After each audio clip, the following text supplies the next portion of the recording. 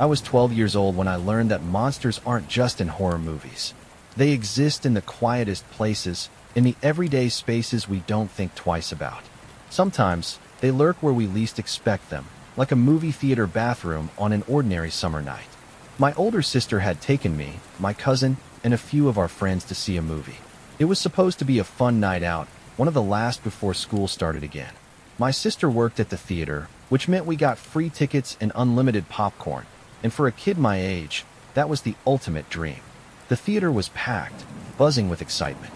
The smell of buttered popcorn and melted chocolate filled the air, and neon lights flickered above the concession stands.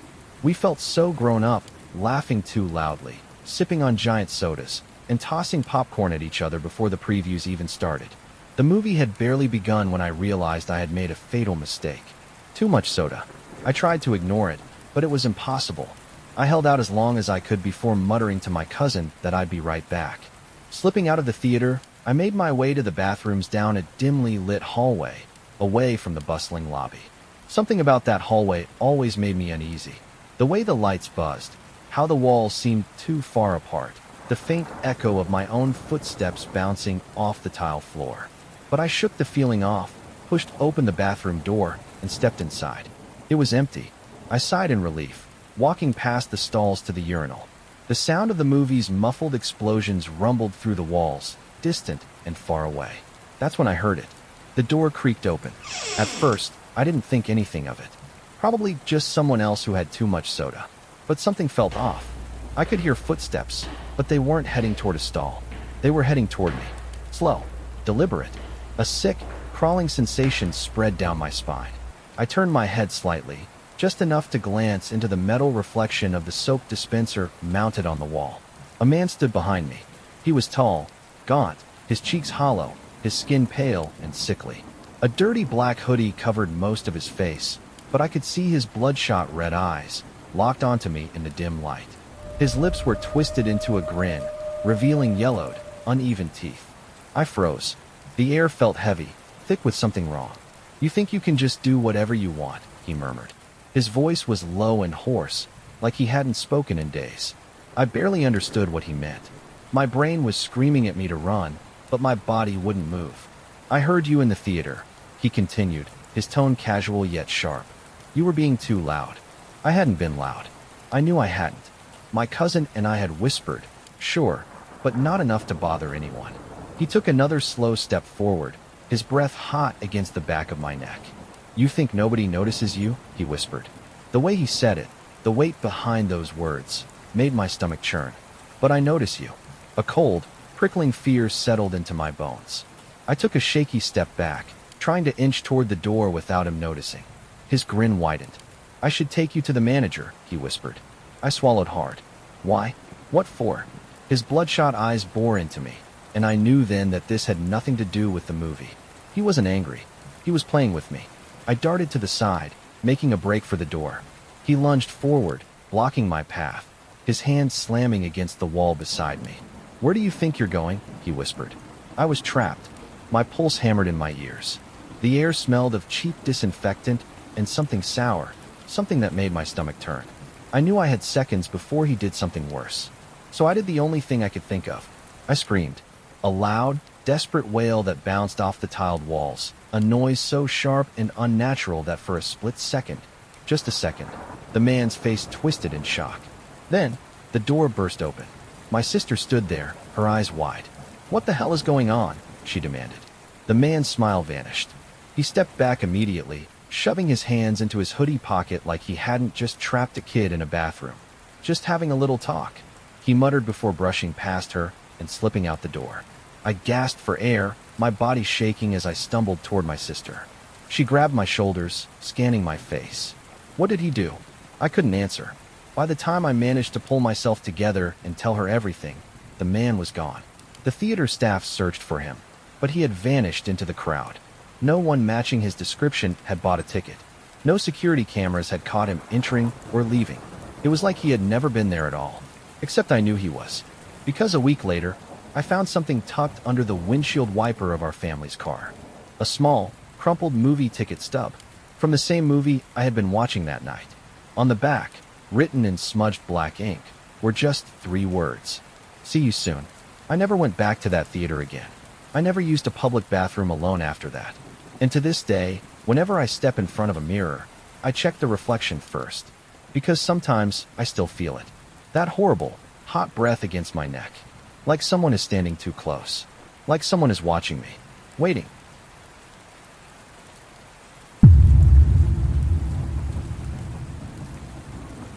The mall was busier than usual that night, packed with groups of teenagers killing time before their movie started. The escalators hummed with an endless flow of people.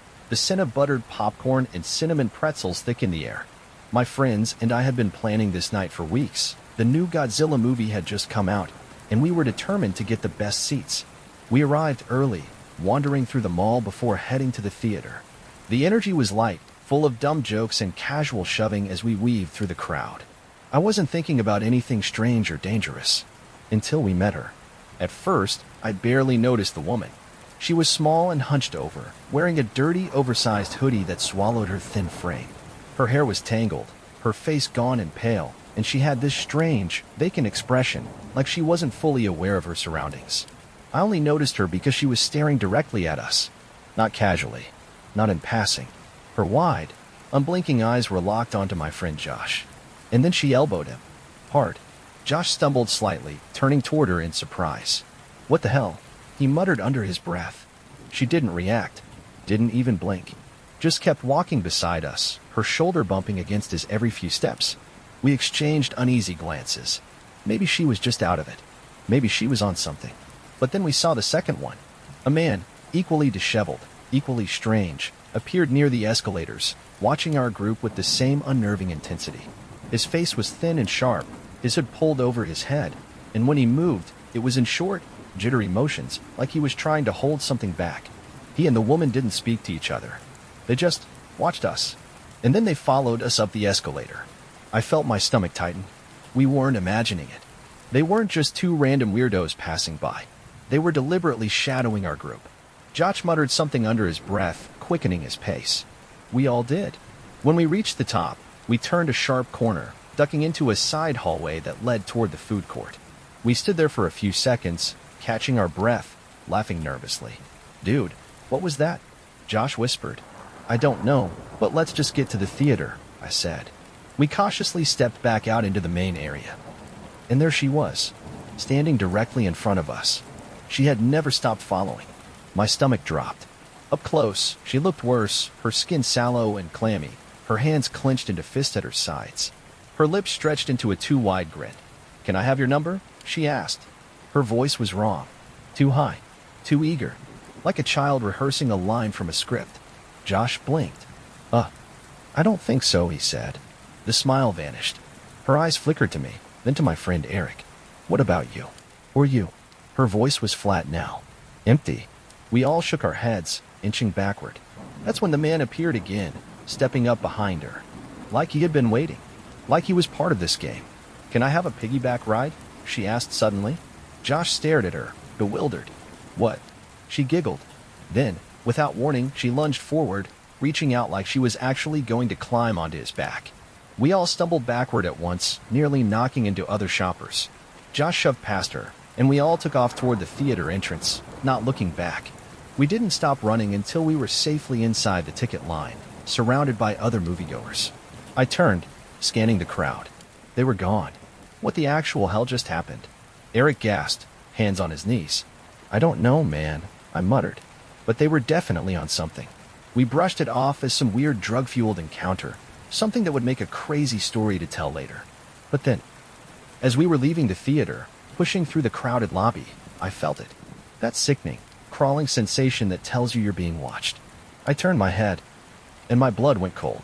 The woman was outside the glass doors, standing in the parking lot, waiting. Her hood was still up, but I could see the glint of her eyes through the shadows. And she was staring directly at me. Not at Josh, not at Eric, at me. Then, slowly, too slowly, she raised her hand and waved. A sharp, unnatural motion, like a marionette being forced to perform. Guys, I said under my breath. They turned, and then we saw it. The man was there too, standing just a few feet behind her, his hands stuffed into his pockets, his head tilted slightly to the side, watching us. Still smiling, a cold wave of fear rushed over me. We bolted for the parking lot, weaving between rows of cars, our hearts pounding in unison. We jumped into Josh's car, locking the doors. We sat there, panting, scanning the lot. They were gone. We waited. Minutes passed. Finally, Josh exhaled. Okay, let's get the hell out of here. The car rumbled to life, and we sped out of the parking lot, leaving the theater behind. We never saw them again. But sometimes, late at night, I think about them. The way they moved in sync, like two parts of the same broken thing. The way she giggled before lunging at Josh. The way she stared at me through the glass, waving in that awful, jerky way. And I wonder, were they just two random drugged-out creeps? Or had they been waiting for someone specific that night? And what would have happened if we had let them get any closer?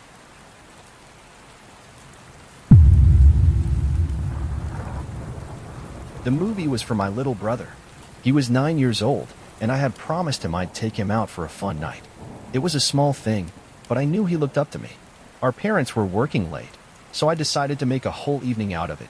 Grab some food, play a few arcade games, then watch a movie. The theater was inside a big outdoor plaza, surrounded by restaurants and little shops. It wasn't too late, maybe 7 p.m., but the sun was already setting, and the street lights flickered on as we walked through the parking lot. That's when I noticed him. A tall man in a red jacket, standing near the entrance. He was too still, his face obscured by the growing shadows. I could feel him watching us. I almost brushed it off. People loitered outside theaters all the time, waiting for rides or killing time before their movie started. But there was something off about this guy. I grabbed my little brother's hand, subtly pulling him closer as we approached the doors. And then, the man grinned. Even in the dimming light, I could see the way his gray, patchy beard stretched with his smile, his yellowed teeth peeking through. I turned away quickly, pretending not to notice. But I did notice. And I knew, with a sick, creeping certainty, that he was staring at us. We hurried inside, and I forced myself to shake the unease. The brightly lit lobby was full of people, and the smell of buttery popcorn and melted cheese made things feel normal again. We bought our tickets, grabbed snacks, and headed toward the escalators that led to the upstairs screening rooms. I let my brother walk ahead of me. Halfway up, I glanced back, and my breath caught in my throat. The man in the red jacket was on the escalator behind us. He was close enough now that I could see the details I had missed before. His sunken eyes, dark and shadowed. His wrinkled forehead, damp with sweat. His hands, clutching something inside a paper bag. He was staring directly at us. Then he giggled. The sound was low and scratchy, almost like a cough. My little brother didn't notice anything, but I did. And every nerve in my body screamed at me to get him away from this man.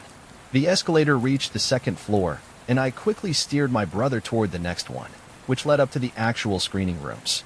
I glanced back again. The man was still following, still smiling, still giggling to himself.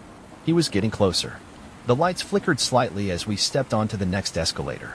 My little brother was oblivious, munching on his popcorn, excited for the movie. I, on the other hand, was fully panicking. I didn't know what to do. Should I confront him? Should I call someone? We were nearing the top of the second escalator. If he kept following us into the darkened theater halls, we'd be alone with him. The thought made my stomach churn.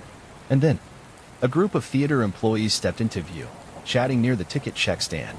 The moment I saw them, I grabbed my brother's wrist and hurried over to them. "Hey," I said, trying to keep my voice calm.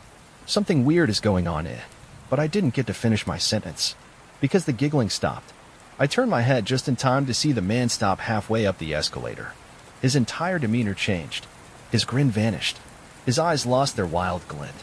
And without a word, he turned around and started walking back down the moving escalator, his head dipping low, his hands still clutching that crumpled paper bag. The employees didn't even notice him. It was like he had just faded into the background, like he had been a hallucination I had conjured up in my own paranoia. But I knew better. I knew what I had seen. I watched him disappear into the lower level of the theater. The fear didn't fade, but I forced myself to act normal for my brother. We went into the theater, sat in our seats, and watched the movie. But I didn't pay attention to the screen. The entire time, I kept checking the exits, half expecting to see a red jacket lurking in the shadows. We left as soon as the credits rolled, moving quickly through the halls and down the escalators. The plaza was much emptier now, the night stretching around us like a thick blanket. I glanced around, my skin prickling. No sign of the man. But that didn't make me feel any better. We walked to the parking lot, my brother happily chattering about the movie, completely unaware of my paralyzing fear. I let out a shaky breath, trying to convince myself it was over. Then, as I opened the car door for my brother, my eyes flicked toward the edge of the lot, and my blood ran cold. The man was standing there, just outside the reach of the streetlights, watching, waiting, still clutching that damn paper bag. I shoved my brother into the car, heart hammering as I locked the doors and started the engine. I didn't care if I peeled out of the parking lot too fast, if people stared. I just needed to get away from him. My brother, thankfully, was too distracted with his leftover popcorn to notice my white-knuckled grip on the steering wheel. We made it home. I never told my parents what happened. Never told my brother. But for weeks afterward, I kept checking the rearview mirror whenever I drove at night, because I had seen the way that man looked at us, the way he had followed us, giggling like it was a game, the way he had disappeared the second there were witnesses. And I had this horrible, gnawing feeling in my gut that if I hadn't noticed him, if I hadn't moved fast enough, I might not have made it out of that theater at all.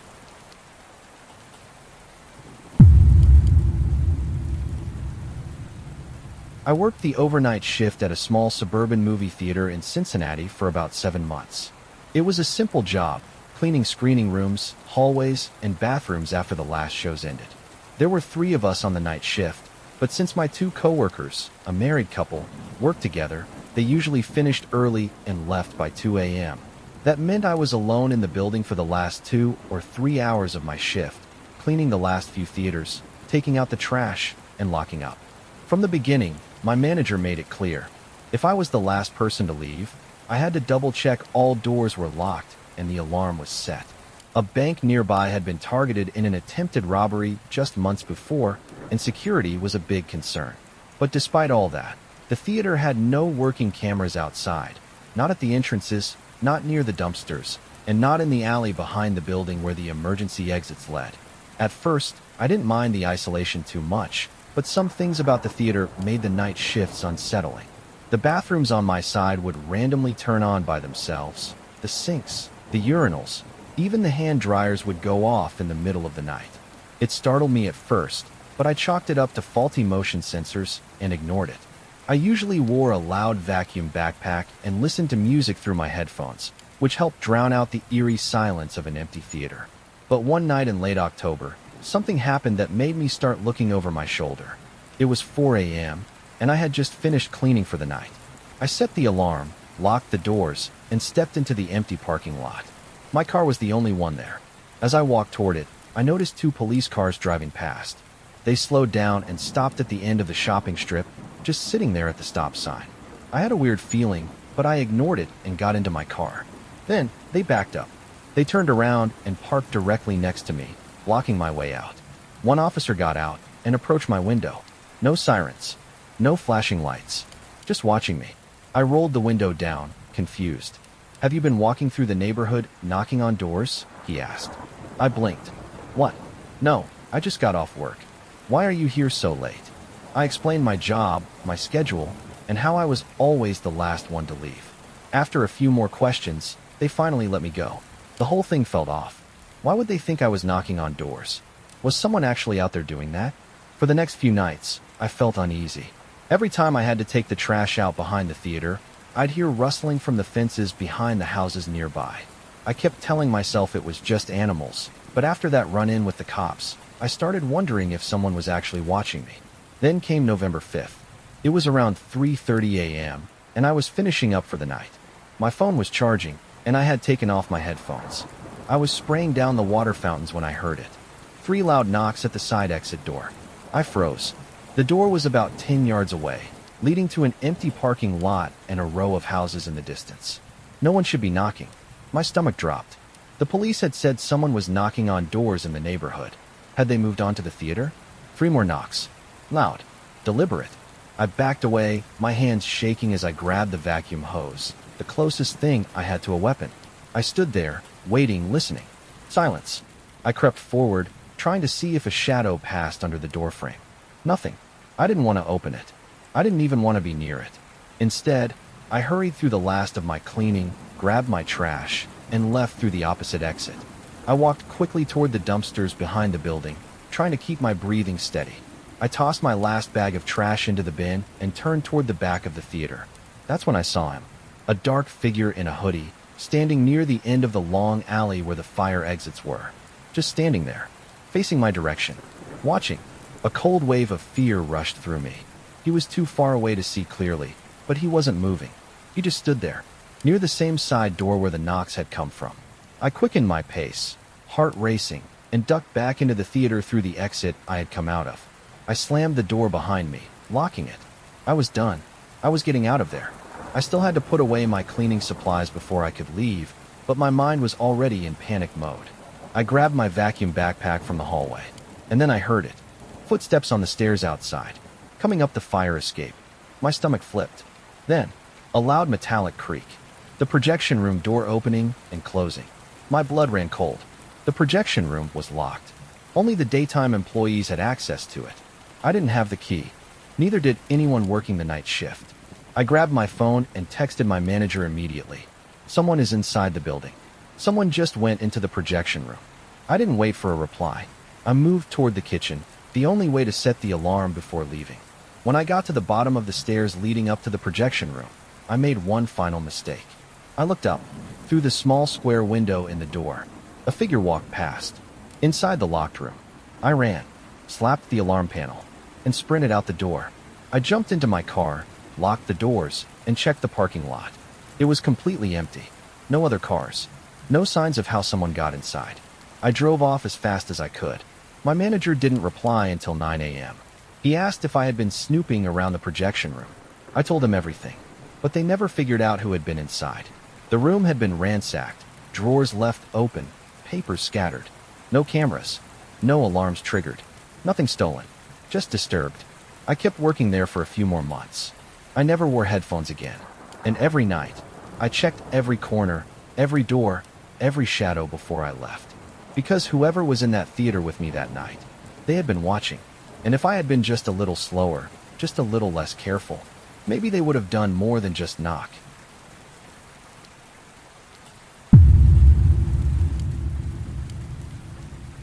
The movie was supposed to be a treat. I was 11 years old, and my mom had given me permission to take my 4-year-old brother to a movie on our own. It felt like a huge deal, our first taste of independence. The theater was a small, old place, the kind that had sticky floors, dim lighting, and ticket prices cheap enough that no one really complained about the uncomfortable seats.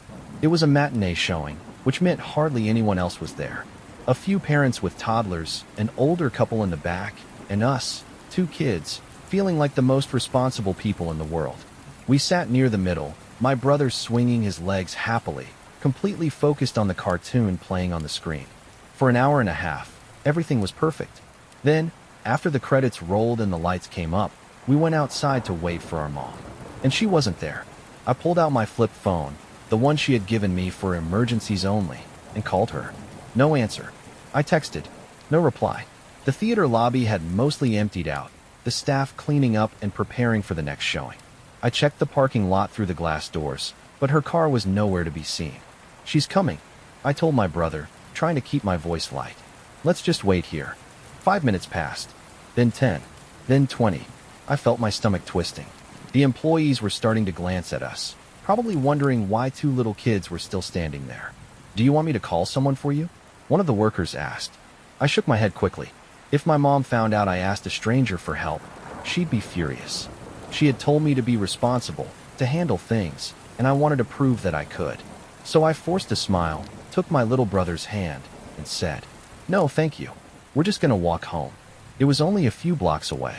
I had walked it before, just never this late, never with my brother in tow. We stepped outside, the air thick and warm, the sky beginning to darken. The street was quiet, the shops along the plaza mostly closed, their neon signs flickering. That's when a black car pulled up next to us. A sleek, polished sedan, the kind that looked too expensive for this part of town. The window rolled down slowly, and a man inside smiled at us. "Hey there," he said cheerfully. His voice was too friendly, too casual. "Are you kids lost? Need a ride?" I stopped walking. Everything in me screamed to run, but I couldn't, because he was looking at us like he already knew us, like he had been waiting. I tightened my grip on my brother's hand. "No, thank you," I said quickly. "We're okay." The man's smile didn't fade. Are you sure? It's dangerous out here. His voice was soothing, the way an adult talks to a child they're trying to comfort. I can take you home. Your mom sent me. My heart pounded in my ears. He knew about our mom. I felt my brother shift beside me, trusting, oblivious. He had no idea that we were in danger. She didn't say anything about that. I forced out, trying to sound sure of myself. The man's smile flickered, just for a second. Then he sighed dramatically, shaking his head. Come on, sweetheart, he said, his tone changing, less friendly, more impatient. It's late. Just get in the car. I grabbed my brother's wrist and took a step back. We're fine. The man's smile was gone now. His eyes darkened. I wasn't asking. My legs locked in place, my body frozen in terror. My brother squeezed my hand, confused. The street was too empty, too quiet. I realized then that if I screamed, if I ran, no one would hear me. The man reached for his car door handle. And then, a car horn blared. Loud. Sudden. A van pulled up behind the black sedan, honking aggressively. My mom's van. She rolled down her window, furious. Get away from my kids, she shouted. The man's expression didn't change at first. Then, slowly, he turned back to us. He met my eyes. And then he smiled again. That same, too friendly smile. He rolled up his window and drove away. I didn't move until my mom was standing beside us, demanding to know what happened. I told her everything. I expected her to get angry at me for not calling her again, for deciding to walk. But instead, she hugged me so tightly I could barely breathe. I didn't understand why. Not until years later. One night, when I was a teenager, we were watching TV together, and I asked, Mom, do you think he was really just trying to help us? She didn't look at me.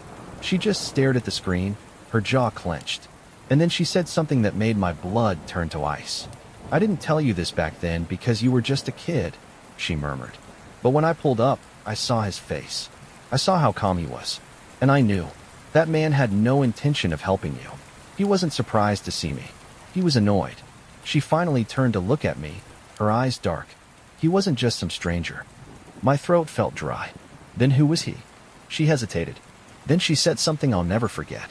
I think he was someone who had been watching you for a long time. The room felt colder. I didn't ask anything else, because deep down, I already knew. He had known about our mom. He had waited for the perfect moment. And if she had been just 5 minutes later, I don't think I would be here to tell this story.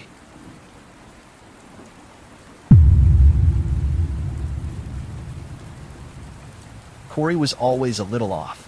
I started working at the university's administrative office the summer after I graduated. It wasn't a dream job, but it paid well, and I figured it would hold me over until I found something better. The office was full of typical 9-to-5 types, professors, student workers, and admin staff who had been there way too long. Everyone kept to themselves, and I was fine with that. Then there was Corey. He worked in IT, quiet and brooding, always dressed in black from head to toe. His cubicle was in the farthest corner of the office, away from the rest of us, and he liked it that way. He was the kind of guy who never made small talk, never went to office happy hours, never seemed to fit in anywhere. At first, I barely noticed him, but he noticed me. I made the mistake of being friendly.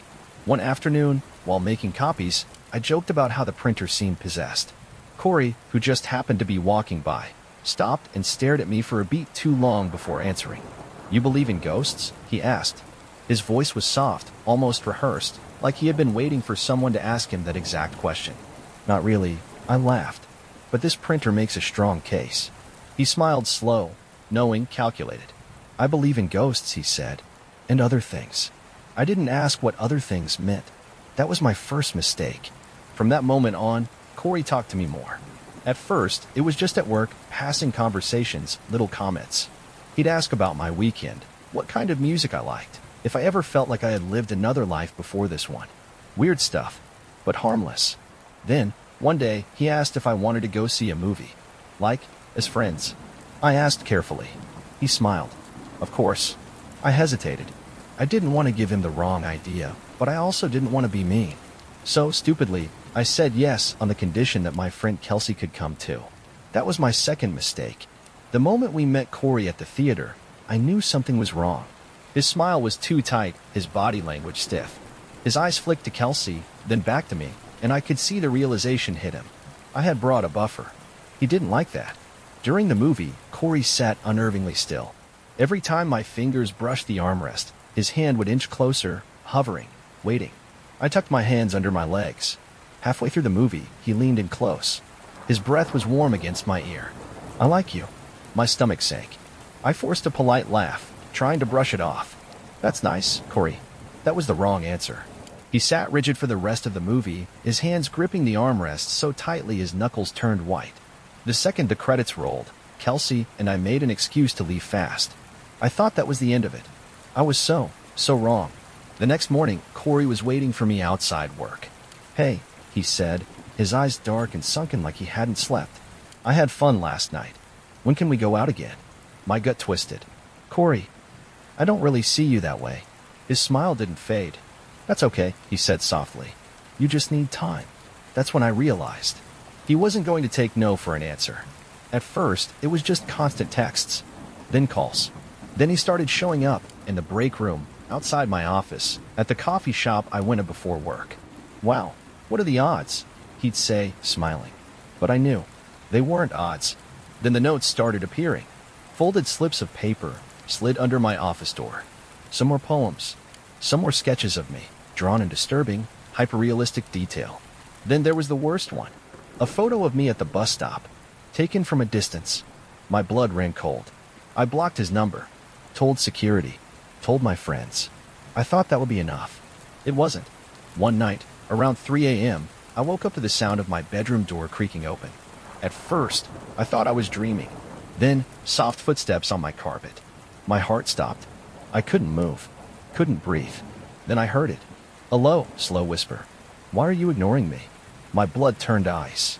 I lunged for my phone, turned on the flashlight, and saw him. Corey, standing in my room. I screamed.